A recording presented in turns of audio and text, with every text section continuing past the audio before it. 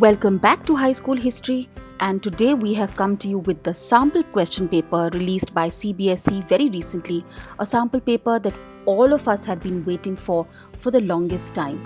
So let's see what term 1 paper for you is going to look like when you do sit for the exams in November, December. So this is the sample paper released by CBSE, the link to which you can find in the description box below. Have you been enjoying these instructional videos? If you have, don't forget to like and subscribe for more such videos coming up. So let's get started with the question paper. You can see, let's look at the general instructions here. We know it's going to be a 90-minute paper and it is going to be 40 marks. Now, something that I would like to tell you, if we total the number of questions you have to attempt, you actually have to attempt 50 questions out of the 60 given. But the marks are out of 40. So you attempt 50 questions out of 40 marks. So how will that work? Especially if we see that all questions are going to carry equal marks. So let us look at this clarification that CBSE has issued recently, the link to which again you will find in the description box. So here are the important points. That the multiple choice questions given in the sample papers are not of 1 mark each for all papers. We've been so used for so many years to assign 1 mark to MCQ based questions. This time it's going to be different. So for example, in the sample question papers of maths and all languages except for English, each question carries 1 mark, right? So mathematics and all languages except for English will carry 1 mark. For other subjects, each question carries equal marks vis-a-vis the total marks given. So if it's a 40-mark paper or a 35, 25 or 15-mark paper, weightage is going to change accordingly. So for example, if the maximum marks is 40 marks, which is exactly what our history paper is, number of questions that you attempt is going to be 50, which is why the marks per question is actually going to be 0.80 marks. Okay, so 0.8 marks for each question, right? Accordingly, for your different subjects, you can take a look and you can see how the weightage of these marks is going to change. If the total marks scored by you is in a fraction, then the same will be rounded off to the next higher numerical order. So good advantage for your students. So for example, if you get 16.1 marks, for example, then the total marks will be rounded off to 17. Okay. So this is a good advantage for you. And do keep in mind that at least for history, each of your questions is going to be for 0.80 marks, not 1 mark, right? So 40-mark paper, 50 questions, 0.80 marks. So let's come back to the question paper.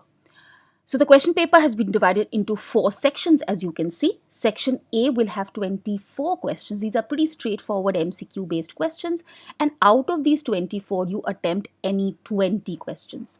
Section B contains 22 questions. These are usually 2-step MCQs and you have to attempt any 18 out of these 22 questions. Section C will contain 2 case-based questions with 12 questions in all. So 6 plus 6 questions in each of the case-based sections, right? And out of the total 12, you have to attempt any 10 questions.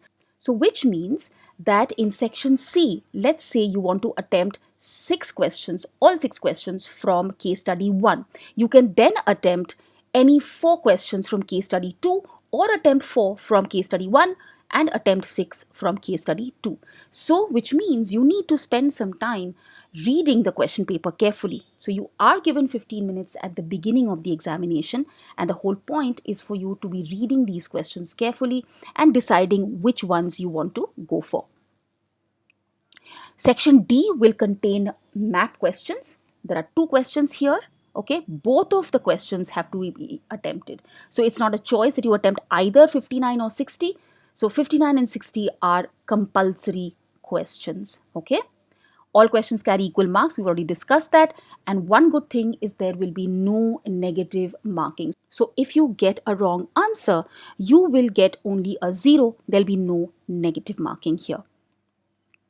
Right. So now let's start off with the questions.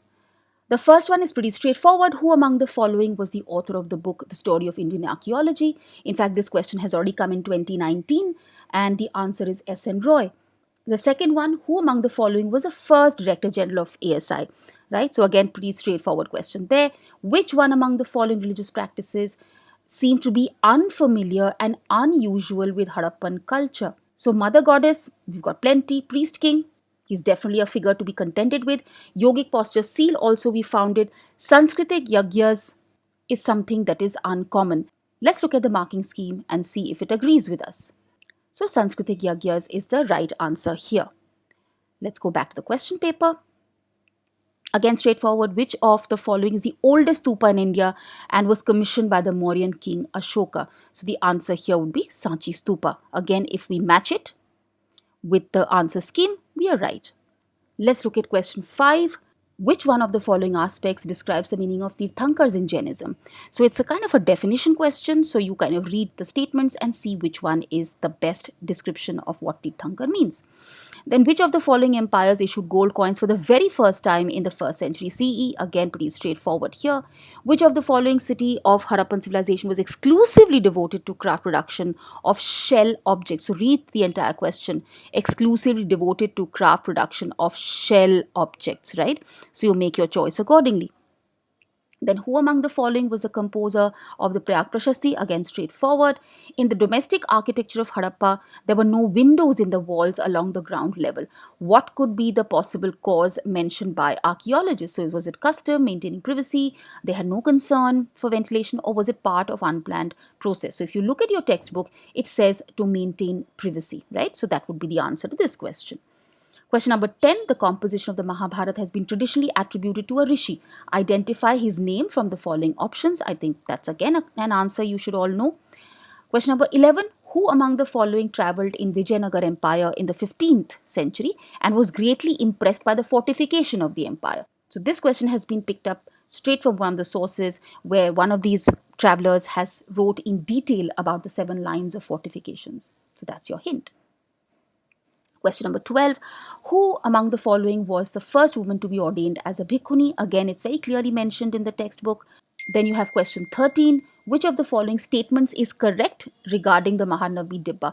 Always look at this word because sometimes the word will be identify the incorrect statement, right?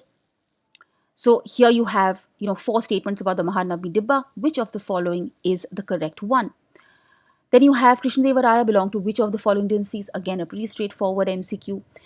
15th question, the mid-1st millennium BCE is often regarded as a turning point in world history. Now, this is an interesting question because you get a similar question in chapter 2 as well, in theme 2 as well. But the question is turning point in Indian history, okay? So, depending upon the fact whether it's world history or Indian history, you have to make your choices, right? So here the answer actually would be thinkers of the world try to understand the mysteries of existence. Okay, if it was only India, then it would be from these 3 statements. So be very, very careful. 1st millennium BCE, world history, or is it 1st millennium BCE, Indian history? Question number 16, who among the following gurus of Sikhs compiled Sri Guru Adi Granth Sahib? Again, straightforward here. Why is the Harappan script called enigmatic? I think it's a pretty straightforward sentence picked up right from the textbook. Who among the following was the best known ruler of the Satvahana dynasty? Right? So here, Yagnasri and Simukha Satkarni have not really been mentioned in the textbook in any very big way. But Gautamiputra has been mentioned in pretty great detail in the 3rd chapter. So let's check with the marking scheme if we are right. So for 18, the answer is C, Gautami, Putra Sri Satyakarni. So that's the right answer. Okay, let's get back to the question paper. Question number 19. Here is a fill in the blank. So you've got a sentence with a blank here.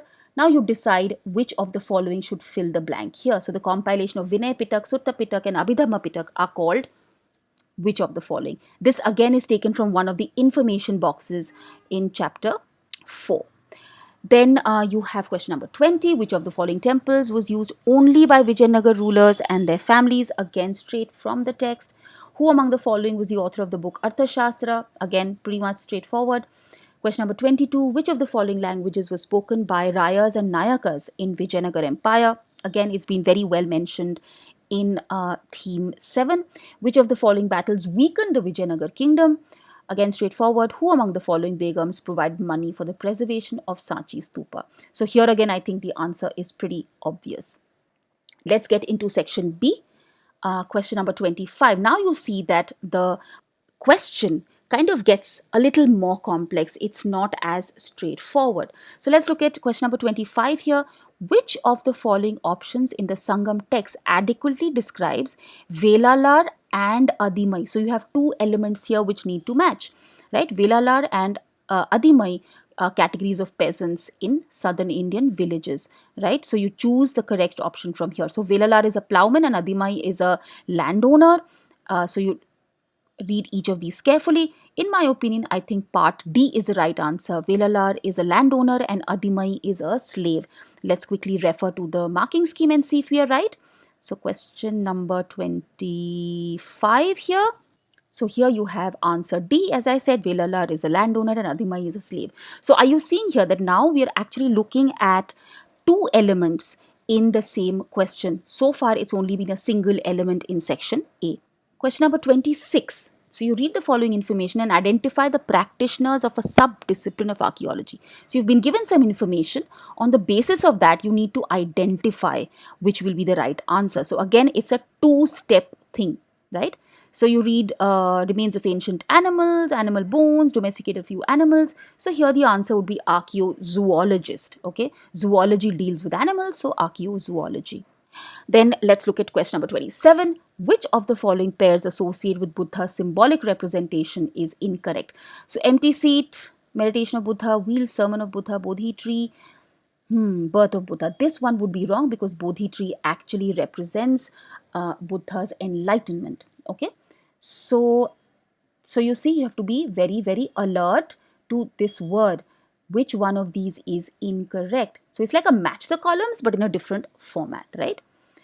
Now, this time they've introduced a few questions which are kind of personality based. So there are a couple of statements given on the basis of which you identify the person that they are talking about. So two statements here. Guru, a mentor of the Kauravas and Pandavas, did not accept Eklavya as his disciple. So it would be from among these following. So Guru Dronacharya is the answer, right? Then now again you have these two-step MCQs. What does this mean? Which of the following statements about the Mahajanapadas is correct? Okay, so it could be one or many of these statements which could be right. So Mahajanapadas of Magad, Koshal, Gandhar and Avanti only. No, there were 16 Mahajanapadas, so definitely there were more. Most Mahajanapadas ruled by kings. That's correct. Most of them, not all. Then some known as Ganas or Sanghas were oligarchies which ruled under Rajas. This seems to be a correct statement. Each Mahajanapad had a capital city which was often fortified. Not all capitals, but often they were fortified. So the correct answer would be 2, 3 and 4. So this will be option B, which marks 2, 3 and 4 as correct answers. So be careful with these kind of questions. So don't just say, okay, this one is the wrong one. Okay, the answer is which of these following is correct. So be very careful when you kind of have these two-step MCQs. Now the kind of question which I usually don't like very much. It's always controversial. It's not easy to reach answers. When I talk to my colleagues from other schools, we often seem to be very on two sides of the spectrum. Each one of us justifying why our assessment is correct. So this is not the official line, but this is a tip that I could share with you, saying that if you can avoid, because you have choices in the list of questions, if you feel that the answer is not very obvious, you're getting a little confused, I would recommend you leave out the assertion reasoning based questions. If it's clear, you just go ahead. Okay, if you feel underconfident about an assertion reasoning question, the best policy is to avoid doing that question. So let's look at the two statements here. So the assertion is from circa 500 BCE. Norms were compiled in Sanskrit texts known as Dharma Sutras and Dharma Shastras. The reason here is Brahmins laid the codes of social behavior for society in general. So it seems like A and R are true, and R is the correct explanation of A. Exactly. Dharma Sutras and Dharma Shastras were compiled by the Brahmins, and Brahmins are laying down the codes of social behavior. So let's see if Our choice of answer is correct. Let's come to the marking scheme and zoom past here. Yes, we are right. Both A and R are true, and R is the correct explanation. So this was a pretty straightforward question. So go ahead, attempt a question like this. But if it's twisted, if you feel, oh, it could be the answer could be A also and B also, it's best then to skip this question and go to the next one. Let's look at question 31. Which of the following options is the most probable explanation for the incorporation of the Shalabhanjika motif in Sanchi Stupa? So I think it's again straightforward from the textbook, but definitely you're looking at Shalabhanjika and the reason why it was incorporated. Okay, and then you choose from here. So again, you're looking at two elements. Then you have three statements here, and then what you have to do is from among these three statements, determine which ones are correct. So it could be one or many about Harappan civilization. So let's see, Harappan civilization was the development of urban centers. Seems plausible. The most distinctive features of Harappan cities were carefully planned drainage system.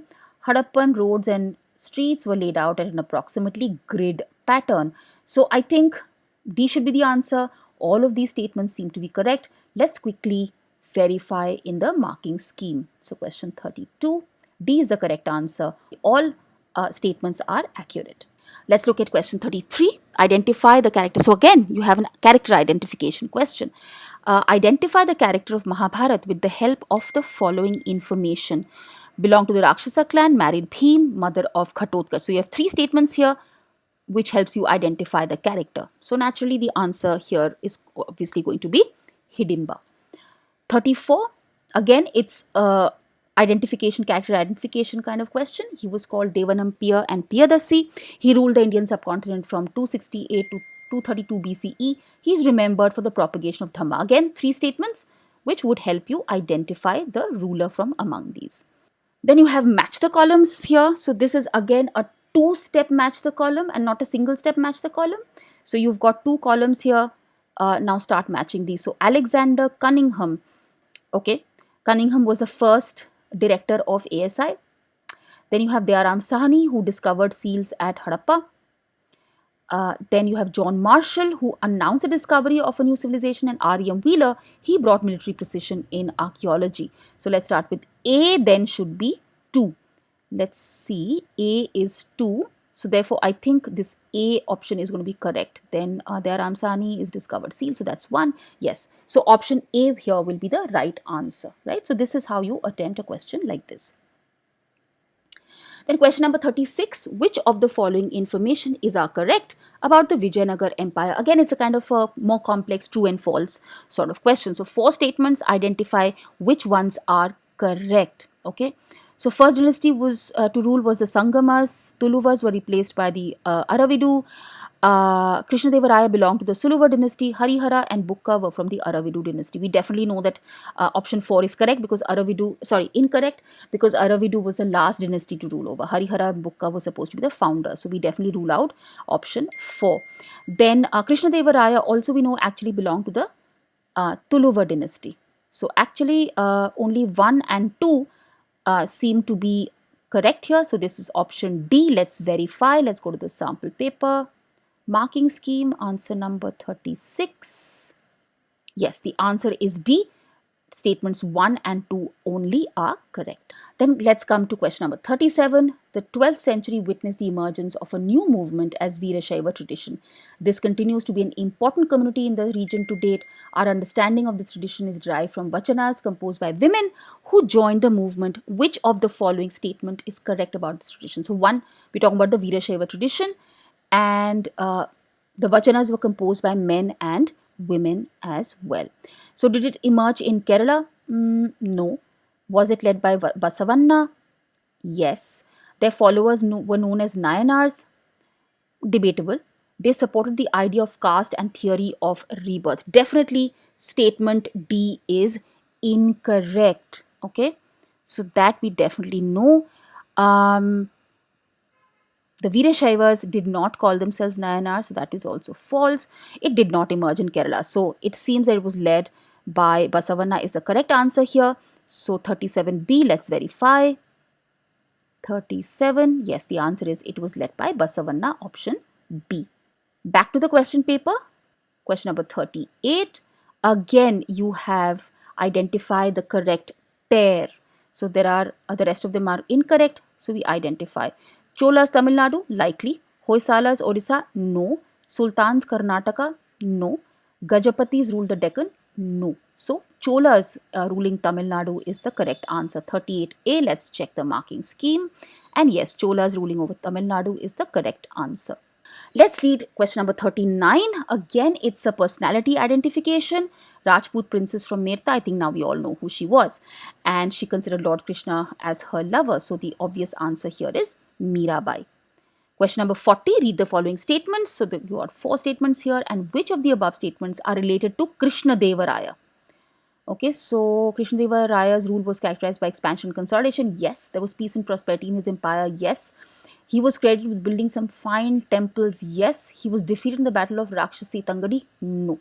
So statements 1, 2 and 3 are correct. So is the answer B here? So let's check with the marking scheme. 40B. Yes, the answer here is correct. 40B. Let's look at 41. Here again you have a longer sentence and with a single blank, right? But you have 2 elements here. So the Hadappans were procuring raw materials. So dash region of Rajasthan for copper and South India for gold. So which of these regions? So all of these actually are in I think Khetri, Alwar and Marwad. Wagad, I'm not sure. Wagad is Gujarat. Khetri is of course here the right answer. Question number 42. Which of the following teachings is not associated? So read the keywords. It's not associated with the teachings of Mahavir. So the entire world is animated. Yes, that's the right answer. Ahimsa, that's also a right statement. Not answer but statement. The cycle of birth and rebirth is not related to karma. No, that's not what Mahavir said. Monastic existence is necessary condition to salvation. This is definitely something that Mahavir said. So statement C here is going to be the correct answer because you've been asked to identify the wrong statement. Okay, so 42 C. Let's just verify. 42 C, correct. That's 8. Okay, back to the question paper. Question number 43, which of the following statements related to Buddhism is not correct? So pilgrims such as Fahian and Huensang traveled from China to India for knowledge. I think so.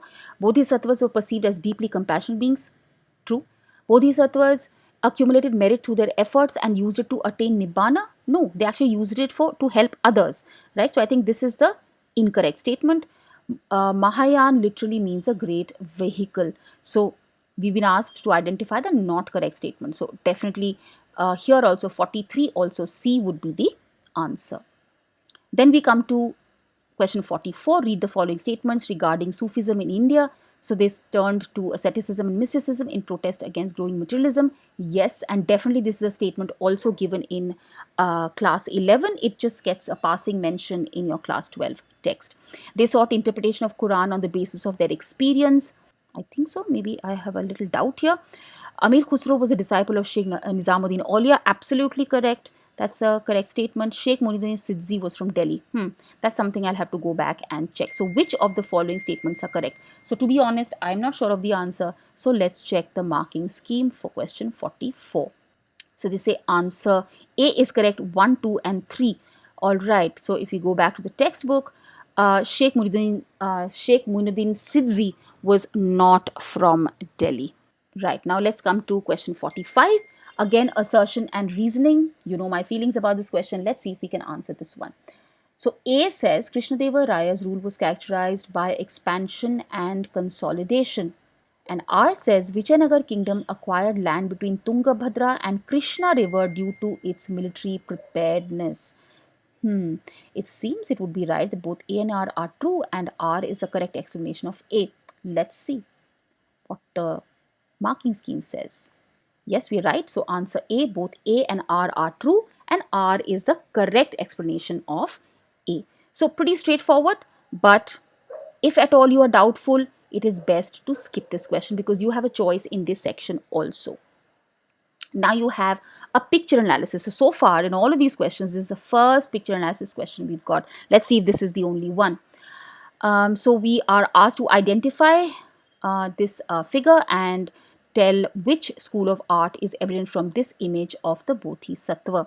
So this looks like the Gandhara school of art, because in Gandhara school of art you generally have them in a standing position. Mathura usually shows them in the meditation cross-legged position, but Gandhara usually shows them as standing upright. Let's still verify question number 46. The answer is A, Gandhar School of Art. Because this is an image based questions and we have a lot of students who are visually impaired, you have a substitute question for them. But please make sure that if you are not a certified visually impaired student, you are not supposed to attempt this question, because if regular vision students attempt this question, they will not even be considered. It is only meant for visually impaired candidates. Okay, so let's read the question. Buddha founded dash, an organization for monks. So Sangha, temples, Khankas, church. The answer is obviously Sangha. Now let's come to section C. These are your case-based questions. Let's look at what are the cases given to you. So this section contains 12 questions in total. So 6 plus 6, attempt any 10. So you can do any combination, attempt 6 from the first one, 4 from the second one, or 4 from the first one and 6 from the second one. That's up to you. So this is of course Draupadi's question. She says, well, who did Yudhishthira lose first, himself or me? So that's the source. Let's see, to whom did Draupadi ask these questions after losing in the game of dice? So options are Yudhishthir, Duryodhan, Dhritarashtra and Bhishma. I think the first sentence only is very clear. It says Draupadi is supposed to have asked Yudhishthir. So Yudhishthir would be the answer here. Why is Draupadi raising her questions? She wants to know her position as a wife. She wants to challenge the Kauravas. She wants to instigate the Pandavas' war. She wants to humiliate the Pandavas. Again, here the answer would be A, because she wants to know her position as a wife. That am I the property, therefore, of my husband, or do I have an independent existence? Question number 49. How did Draupadi react to her humiliating treatment? She raised the legal issues of property and ownership. She challenged the context of patriarchal marriage. She symbolized the figure of the ultimate lord, master and owner. Obviously not. She cried in shock and dismay at the treatment that she faced as a wife. So I think the answer here would be she cried in shock and dismay at the treatment that she faced as a wife. She was not really challenging legalities here because she was not quoting from the legal texts, but she was generally very shocked for her humiliating treatment that she received, right? So question number 50. How did Dhritarashtra react in the end? Dhritarashtra restored personal freedom of the Pandavas and Draupadi. Dhritarashtra compelled the Pandavas to stay with the Kauravas. He ordered Duryodhan to apologize. Dhritarashtra called Yudhishthira to restore their power. So obviously B, C and D are incorrect. So option A would be the right one. Question number 51. How do you evaluate the position of Draupadi as a wife on the basis of this case? She objected to the behavior of her husband. She had property rights like her husband's. The family had complete rights over her. She was having hatred feeling for her husband. So how do you evaluate the position of Draupadi as a wife? I think it would be A. She objected over the behavior of her husband's. Let's see if the marking scheme agrees. Question number 51. Yes, the answer is right. She objected over the behavior of her husband's. Question number 52. How were Draupadi's questions related to womanhood? She raised the question of the status of women. She took a stand for patriarchal norms. She raised all passive nature questions. She quietly accepted her plight. Well, definitely B, C and D don't seem to be the right answer. So she did raise the question of the status of women, that are women therefore to be treated as the property of their husbands? So let's see if the answering scheme agrees. So 52, yes, she raised the question on the status of women. All right, let's go to case study B. Here, this is from Kabir Das's compositions, and let's see what the questions are. So, question number 53. Identify the connotation of Kabir from the following options: monotheistic, polytheistic, atheist, theocratic. Kabir was all for monotheistic. There is only one God, just known by different names. Kabir used different names for God or supreme power. What can one infer from this? The concept of ultimate reality, faith in Sagun Bhakti, rituals as a way to gain insight, reality is in worshipping idols. We know Kabir did not believe in worshipping idols. He did not believe in rituals, and he was a Nirgun Bhakti saint. So obviously the answer here is going to be A, concept of ultimate reality. Then question 55, how has, Kabir's compositions promoted communal harmony at large? Kabir mentions about one God in all. He questions religious practices. He was a Hindu by birth. He was an Islamic by birth. Definitely not C and D. He questioned all religious practices and he mentions about one God. I think A again would be the answer here because it's talking about communal harmony. Let's see the sample. Let's see the marking scheme. Question 55. Yes, Kabir mentioned about one God in all. 56. Which of the following is a part of Kabir's philosophy? Emphasis on traditions and rituals? I don't think so. He used connotations such as Shabd and Shunya. He gave emphasis to Yagyas? No. He was a fundamentalist approach? Definitely no. So it's obviously B. He used connotations such as Shabd and Shunya. 57. Kabir's poetry has literary as well as philosophical significance. Select the most appropriate option from the following that describes this essence: philosophical as well as literary. So God is one who just has different names. God is vested in all sagun forms. God is a philosophy in isolation from rituals. God is based on reincarnation. So not reincarnation. God is vested in all sagun forms. No. So it seems a choice between A and C.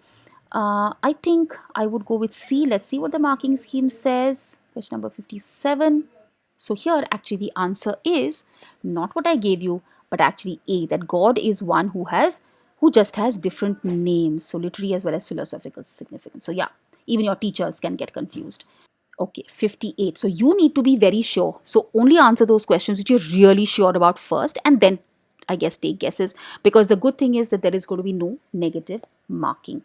So let's look at question number 58. Read the following statement regarding Kabir and select the appropriate option. Kabir was a Nirgun saint. Yes. He believed in a formless supreme God. Yes. He wanted to remove the differences based on caste religion. Yes. He condemned superstitious cults and ritualism. So we said all four are correct. So C should be the right answer. 58C. Let's look at the marking scheme. And 58C is the correct answer. Now let's look at the map-based questions. So you've been given an outline map of India. Identify the location with the help of the specified information. So you've been given two locations, A and B, and the locations are like here, the points of the arrows. And let's see what the questions are. So question number 59 and 60, both are compulsory questions, so you can't leave them out. On the political map of India, A is marked as a major Ashokan inscription.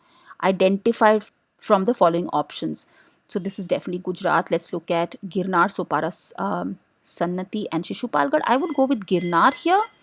Yeah, because Girnar is largely located here. So 59A is what we think is the answer. Let's see if the marking scheme agrees. Yes, it is Girnar. Question number 60. On the same map, B is also marked as an important town of the 2nd century BCE. Okay, so this is a city in southern India. Mathura is in North India. Bhragukach is in Gujarat region. Shravasti is in UP Bihar region. So Puhar is a southern Indian town. So Puhar is the only southern Indian town. So therefore the answer would be Puhar, 60D. Again, because these are two questions where you need vision, so those of those of the students who are visually impaired, you have an optional question or other questions in lieu of the map question here. Again, if you're not visually impaired, do not waste your time attempting these two questions. You will not be marked on these. So question number 51 for visually impaired candidates. Let's see, which of the following was the capital of Magad? Avanti, no. Rajgir, yes. Ujjain, Takshila, no. So yes, definitely Rajgir is the answer. And question 60, which one among the following has the pillar inscription? Topra, Mathura, Kannauj, Puhar. Not Puhar. I think it would be Topra here. Let's match this. So question number 60. Let's look at the answer scheme. Yeah, Topra is the right answer. Alright, so with this we come to the end of the discussion on the sample paper. If you have any questions, don't forget to comment down below. And so if you like this video and the others that I keep posting, don't forget to subscribe and hit the notification icon so you can get the latest updates. The first term board exams are not very far away, so I will be putting up more programs to help you through this period. So till the next time, here's a bye-bye from high school history.